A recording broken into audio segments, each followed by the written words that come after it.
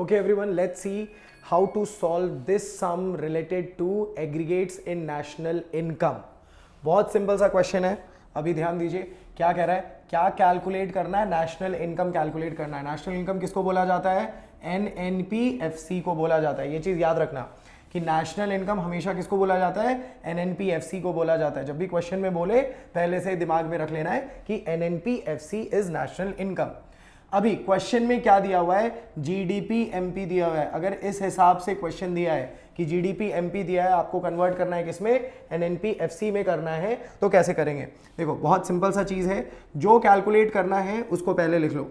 Answer में जो calculate करना है सबसे पहले आप वो लिख लीजिए, एनएनपीएफसी. एनएनपीएफसी किससे कैलकुलेट करना है, जीडीपी एमपी से कैलकुलेट करना है ना. जीडीपी एमपी से कैलकुलेट करना है. अब आपको देखना है कि ग्रॉस से नेट जाएंगे क्या करेंगे. बहुत सिंपल है, ग्रॉस से नेट जाएंगे क्या करेंगे.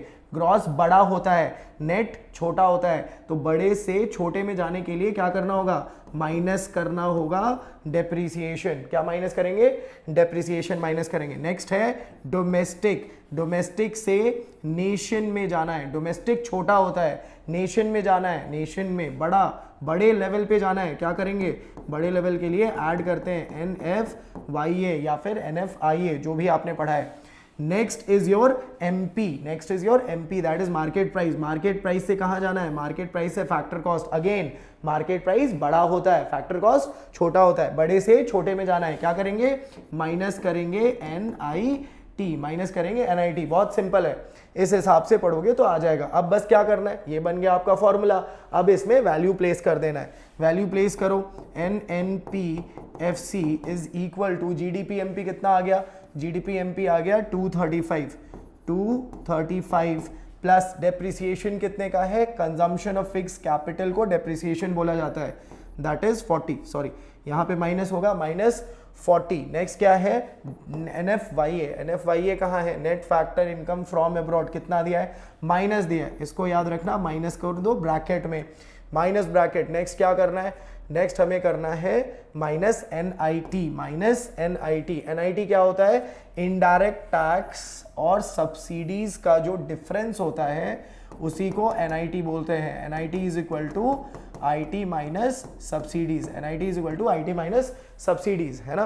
तो यहाँ पे क्या हो जाएगा, इनडायरेक्ट टैक्स 25 माइनस 10, तो आंसर आ जाएगा 25 माइनस 10. इसको सॉल्व करिएगा तो 235 माइनस 40 प्लस यानी माइनस 10, ये आ जाएगा 235 माइनस 40 माइनस 10 माइनस 15.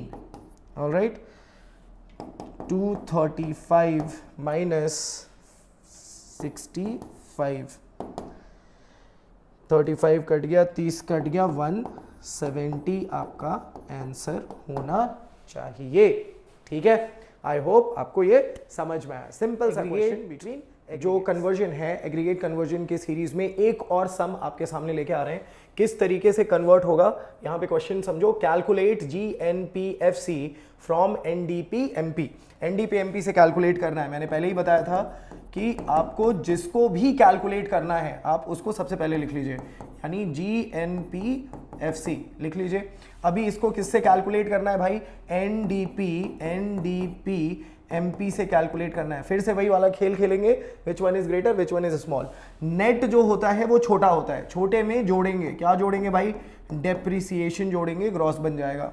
डोमेस्टिक जो होता है वो छोटा होता है, उसमें जोड़ेंगे क्या, एनएफवाईए जोड़ेंगे, अपने आप नाफिया यानी नेशनल में कन्वर्ट हो जाएगा. एंड एमपी जो होता है वो बड़ा कंसेप्ट है कंपेयर टू फैक्टर कॉस्ट, तो इसमें से माइनस कर देंगे एनआईटी. जिन बच्चों को भी कन्वर्जन का डिटेलिंग पढ़ना है, मैंने कन्वर्जन के 3 स्टेजेस का जो बाइफर्केशन है वो सेपरेट वीडियो में बनाया है, आप प्लीज जाके वो वीडियो देख लीजिए. उसके बाद इस सम को देखिए, आपको बहुत हेल्प मिलेगा. तो GNPFC is equal to NDPMP plus depreciation plus नाफिया माइनस एनआईटी. अब बस क्या करना है, वैल्यू प्लेस करने हैं. वैल्यू उठा के प्लेस कर दीजिए. यहां पे हो जाएगा 300 प्लस डेप्रिसिएशन कितना है भाई, डेप्रिसिएशन हो गया 25 प्लस नाफिया कितना है, net factor income to abroad. अच्छा, नोटिस करने वाली बात है कि हम लोग के पास क्या दिया हुआ है, टू अब्रॉड दिया है. जनरली हम लोग क्या प्लस करते हैं, फ्रॉम अब्रॉड प्लस करते हैं। ये जो कंसेप्ट है ये कौन सा कंसेप्ट है? From concept. हमारे क्वेश्चन में क्या दिया है?